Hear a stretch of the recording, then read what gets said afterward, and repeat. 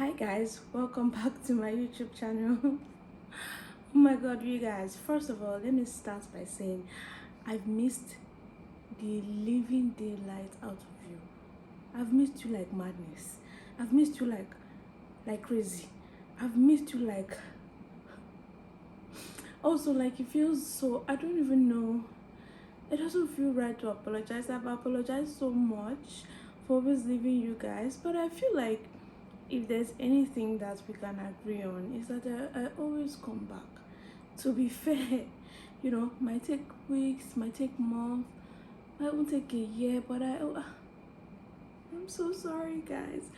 YouTube even sent me an email talking about how they were going to stop my monetization if I didn't, come back here to shoot. That's like months ago.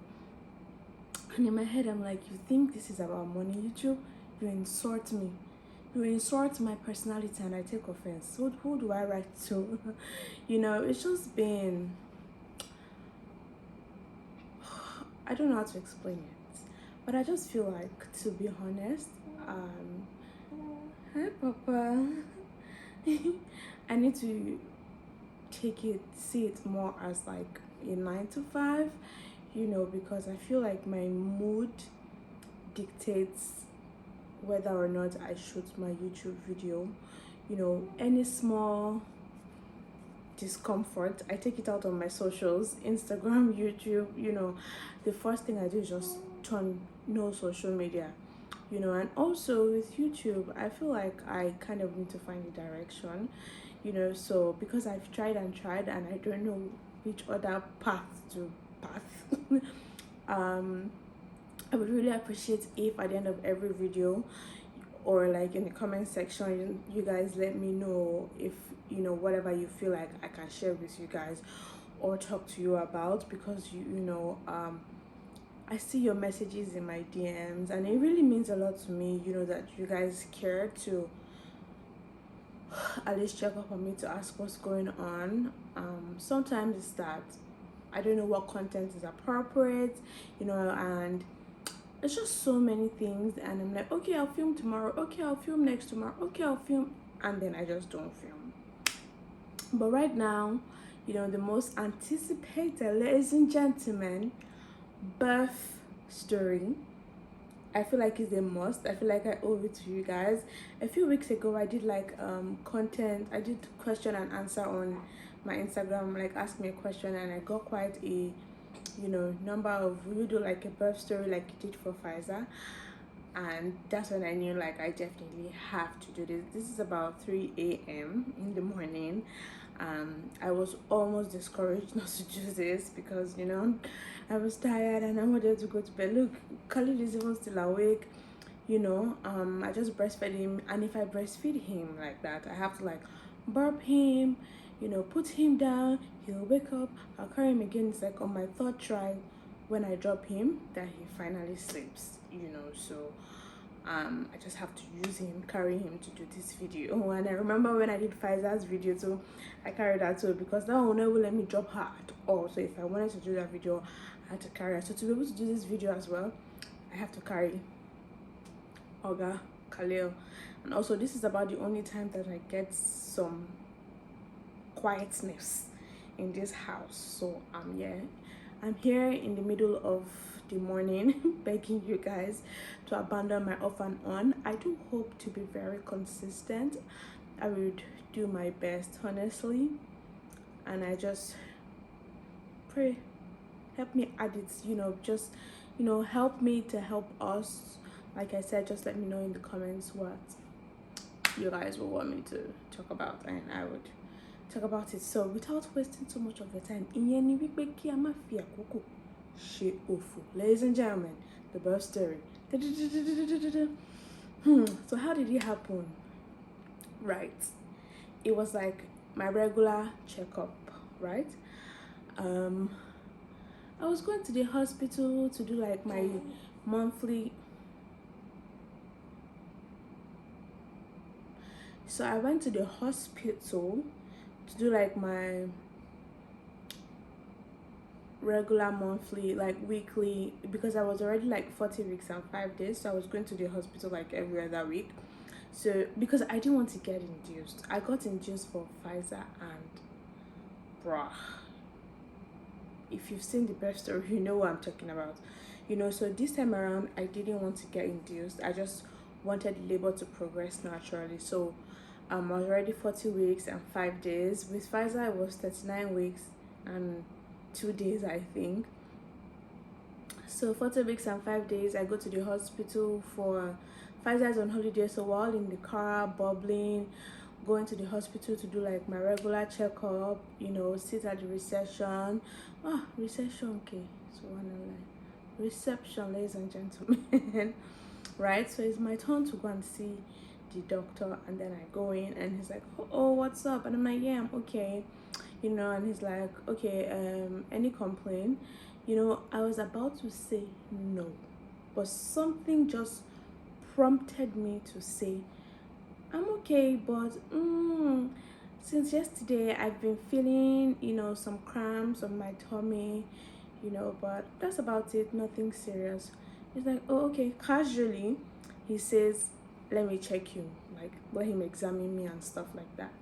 I wasn't expecting anything, so I shall lay down on the examining thing in the doctor's office, and they examine me, that invasive thing where they put their hand deep down all the way your private in the most uncomfortable way. And he's quiet for a few seconds, and he comes out and he says, you're in labor, sir. It's okay, sir. I beg your pardon. Lay, which one? So he's like, you're in labor, and I'm like, I look at Femi, he looks at me. I look at him, he looks at me. I don't, he does, oh my God. Right? So I get up and he goes, he's also like swept my membrane, right? So now the labor is going to progress quicker. So he asked me when I've been feeling the pain. I tell him like the middle of the night, when I've been feeling the cramps. I actually started feeling it like midnight. Actually, I started feeling like 3 days before my hospital appointment. But the day that I went to the hospital, the night before, it became like more pronounced. It became a little more stronger than the ones I've been feeling like 3 days before. And the crazy thing, I'm not trying to be superstitious, but Faizi, if you don't know Faizi, if you're new here, she's my first baby girl, the most adorable, yummy, beautiful, smartest, kindest 2-year-old that you could ever meet in your life. Right? The night before, she starts to cry profusely, like non-stop. Like she knew something was going to happen. Like she knew that somebody was coming to steal out of her time. Has this ever happened to you before? If you're like a mom of like multiple children, like did your first, like, she started to cry like unusually, right? So it was afterwards I was talking to Femi, and he's like, yeah, he noticed, that too. Okay, he checks and is like, I'm in labor, and I'm not just in labor, I'm 6 centimeter dilated, or about 6, like 5 point something. Ladies and gentlemen, if you know me, you know I am pro epidural. Like, if God gave science the gift to find something as blissful as epidural, when I need it, I'm going to receive the gift of the Lord, right? When the doctor said, when he asked me if I knew or if I had heard of the Hebrew women, that's when I knew that is about to go down. Hebrew, sir. Ṣàánú ajé Ọlọ́run nípa tìyín jẹ́, Ìbàdàn mi ti wá. Hebrew, I know them. They do normally push it out without assistance, but sir, help my life. You see that picture, you will give me, you will give me, but they don't usually give you epidural if you're past, I think, like 3 or 4 centimeters dilated. So I knew that it was me and my God strictly. So I'm like, okay, Okay, yes, okay, yeah, whatever, I accept. I didn't say anything. I don't have a choice now. They already said they won't. So where the doctor's office is different from where the hospital ward where I would have the baby is like 2 minutes drive, or like about like 6 minutes walk, I think. So we leave the doctor's office. They try to prepare me for everything, blah blah blah. I'm hearing them phone, where I'm coming to like get ready and all of that. We go downstairs to the car, and then we go to the hospital. I take my COVID test, just to be sure, to make sure everybody's safe. And my husband goes home to pick my box, because we weren't expecting that. We were just going for the regular checkup. So he goes home to pick my box and then comes back, and by the time he came back, I was already like 7 centimeter. I got to the hospital like 12 in the afternoon, right? The doctors estimated 6 p.m. for me. They're like, by 6 your baby should be here. So it's like 3 4, I'm still like 7 centimeter, and 5 p.m. I'm still like 7 centimeter. Yeah, so that's when the doctor came, and they were going to administer oxytocin, pitocin, to me. And that's usually what they used to induce you, and that's what I was trying to avoid. That's why I wanted my labor to progress, but it had progressed, but I wasn't going past a particular centimeter, and they didn't want. I needed my energy to push, remember. 1 2, I couldn't be put on epidural, because when I came, it was already too late. So now they have to give me what I've been running for. It was my choice to choose it. They will present me with the options, and then it's left to me to choose whether or not I wanted, for them to administer it to me. But these doctors, they'll say it in a, Papa, it's okay, Papa. Papa. Hey, handsome. Hey, handsome. Hey, handsome. They will say it in a way that, I don't talk my own, your life day your hand. So I'm like, I agree for them to administer the pitocin to me. And what it does is that your labor is back to back with it. It's non-stop. But with natural labor, it will come, you have like some moments to catch your breath. But with the pitocin, the contractions are stronger, and they are back to back. So it's like fire, pepper, salt, hot, everything put together. And I'm like, oh my god, but I actually wanted to get it over with. And because they did predict 6 p.m. was already 5, and I was still like 7. So by the time they gave me that pitocin, ladies and gentlemen, I was in a, listen, this giving birth of a thing, it's deep. Like it's so deep. Like it's like there's just so much there's so much risks. It's like, it's such a huge, the way people they get belly, it's just I don't even know the words. It's just so deep. It's just so spiritual. It was a lot. Okay, so coming back, by the time they gave me the pitocin, my contractions were getting stronger, and it was back to back, and I was still like about 8 centimeter, for like an hour. All of a sudden I just thought, whenever I'm in a particular situation and the situation is not changing, I've quickly come to the realization that God is trying to teach me, or like show me, or there's something that I'm supposed to be learning from that situation that I haven't learned, and that's why I'm still in it. So I start to think like, God, what is this pain trying to teach me? I suppose don't burn this begin now, God, what's going on? So I remember that I've not prayed. I strongly believe that if you're feeling such a feeling, and you communicate with God, you will not answer. Abi has not answered me. So I remember that I had not prayed. So I started to pray. I started to commit my child into God's hands. I started to commit my children into God's hands.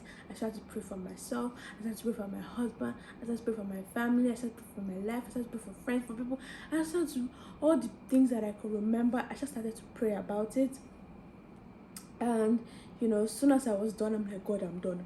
The baby can come now. And then the doctor comes and he's like, he wants to check. And I'm, they're like, they're going to, the baby's comfortable. So now they're going to have to rupture my membrane. That's the bag where the baby is, the water bag. So they put something in and then they punctured it. And, I could feel my water, splash warm coming out, right? So like a few moments later the thing became stronger. Meanwhile the process in which the doctor broke the membrane, oh god, there's just so many things going into your insides. Like your nakedness doesn't even feel naked anymore because everything just entering. Everybody's just seeing you. So he breaks the membrane, and then I don't know, something just made the contraction more intense. So he's like, let me know if you want to poop, right? And then he comes out. I'm still like 8 point something, and he tells me, because I always ask, and I'm like, 8 point something again. And then the doctor goes, I think my doctor is religious or like spiritual, whatever. He goes, you cannot talk like that. You have to be positive. You have to, what you think works for you. I absolutely love my delivery team. If you're praying for safe delivery, pray for an amazing delivery team. Pray for an amazing aftercare team, because they can really have, they can influence your recovery. They can influence, you want to remember that day and just feel joy. Some people are so horrible, they can literally take that away from you. And I'm so grateful and so thankful for the delivery team that I had. I wanted to take them home. That's how much I loved and I adore them. And guys, let me tell you, so my OBGYN was not the one that took my delivery, right? That's the person that had been seen for my antenatal, was not the one who took my delivery. And if you've been through this process, you know that you want to carry on this journey with somebody that you've known, right? So I go to the hospital seeing him because my doctor was out on a conference somewhere and he wasn't going to be able to take delivery, and he's there, and I'm a bit skeptical, but the way that he just calmed the air, you just calmed me, calmed my husband without being patronizing. We just knew that this guy is the correct guy, and through and through I'm so grateful, so thankful, that he was on my delivery team. He's such a great guy, such a great guy, such a great guy. So kudos to him. So as I was saying, he says, let me know if you want to pull. And no, what was I? 8 centimeter. Yeah, so I was already being like, oh my god, 8 centimeters since morning. So he's like, you gotta be positive, So I'm like, okay, keeping the energy, right? So 8 centimeters, like, let me know if you want to pull. I'm like, I don't want to pull yet. Let me know if you want to be like, I don't want to pull yet. So he's just there. The nurses are just casually talking.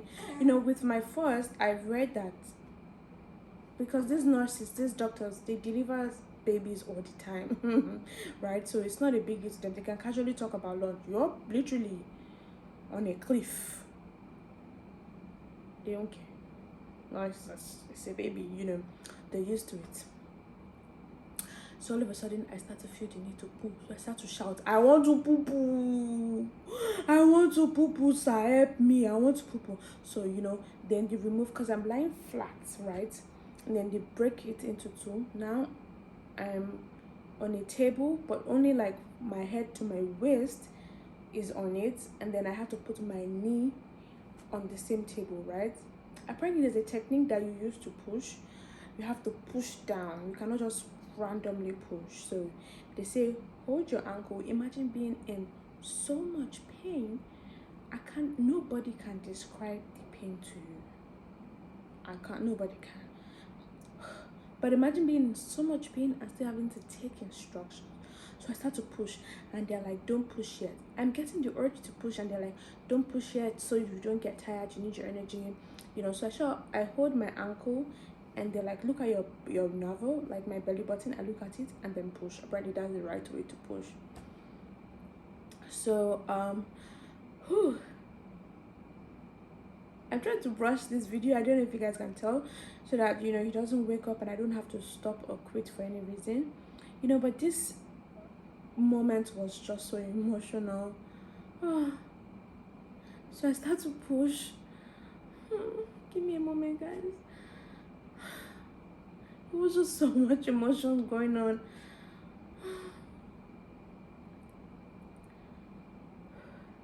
Come on, hard girl. Hard big girls, don't cry, don't cry, don't cry.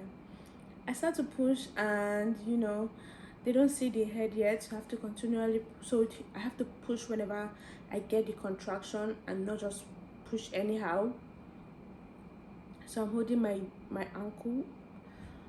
The most uncomfortable, I just had to feel this burn from my waist down my leg, like burn, and I'm like, sir, my leg is literally on fire. God forbid my enemy's leg is on fire. Like, help me, sir, please help me. It's like, there's nothing I can do. It's you that will do it yourself.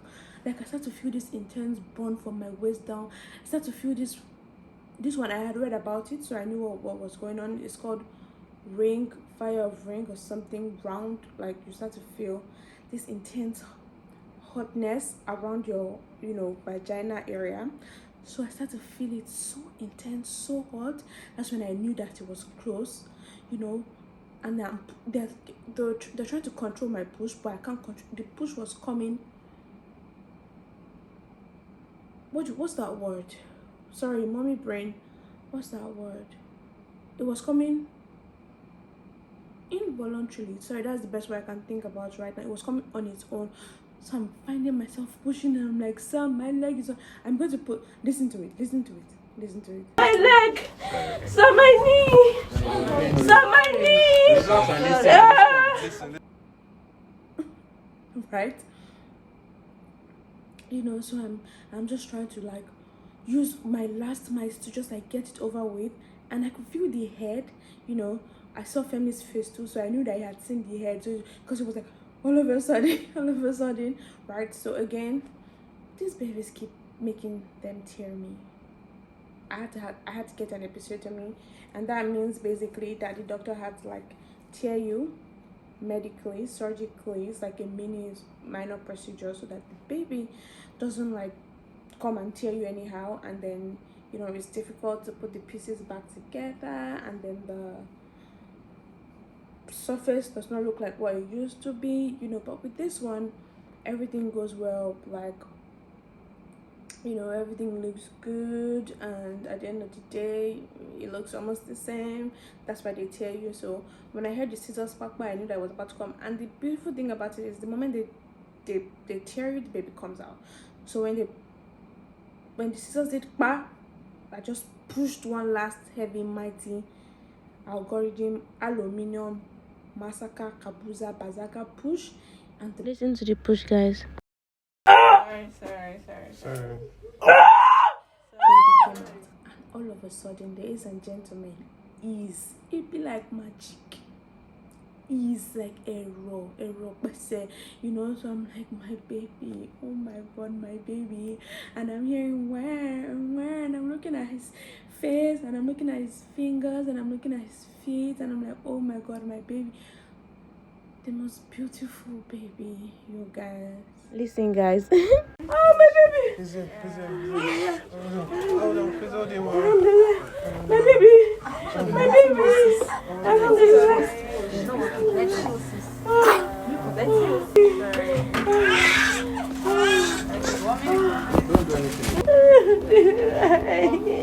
Babe, sorry. Are you okay? Are you okay? Sorry. Thank you. Sorry. And they give him to me. I put him on my chest for like some seconds, and it's so beautiful. The moment where the baby comes out is so beautiful. But like while I was having the baby, I'm flashing back to the first my first baby, and I'm like, how could I have forgotten so soon? How could I have forgotten so soon? How could I have forgotten so soon? You know, but you know, I knew that I wanted another baby. It's just the pain in the moment was what was making me say that. But the moment that this child came out, nah, God is great though. Oh, God is great. You know, it's such a beautiful moment. The reward that you get for it's worth it. Totally. And I'm so thankful. You know, I'm so great. Oh, okay, guys. But yeah, that's about it. And then, you know, they were cleaning him up while they were stitching me up. You know, that stitching was, they tried to numb it, and they numbed it as much as they could, but I was still feeling, you know, a little poke. Whenever I feel the poke, to put the injection to numb it again. But yeah, basically that's it. And 3 days later, we came home. I have the yummiest baby boy ever. Alhamdulillah, I'm so thankful. You know, but I hope I'm not leaving anything out. If I am, I'll try to make another video and like just compile. That's basically about it. For days, I would literally close my eyes and I would see the curved needle that they were using to stitch me up, or I would close my eyes and I would just randomly remember me pushing. But that happened for like, I think, about 2 days. But apart from that, everything is okay. Everything is going well, thank God. Hope you guys enjoyed this video as much as I enjoyed talking about it and sharing my story with you guys. If you enjoyed it, please share, please like, please subscribe if you're feeling kind enough. And if there's anything that you would like me to talk about to keep this ministry going, please let me know in the comment section below. Guys, I usually film my videos using I use my phone to film my video, and I usually use the front camera, obviously I've known all this while that the back camera is better. Where I'm going is that I don't know whether this thing has been recording. If by adventure any mistake have happened,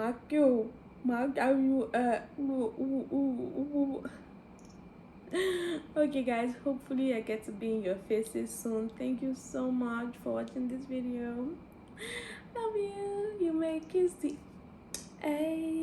kiss. Also, do you see that new mom glove? Is it there? Yes. Bye guys, love you. Toodles.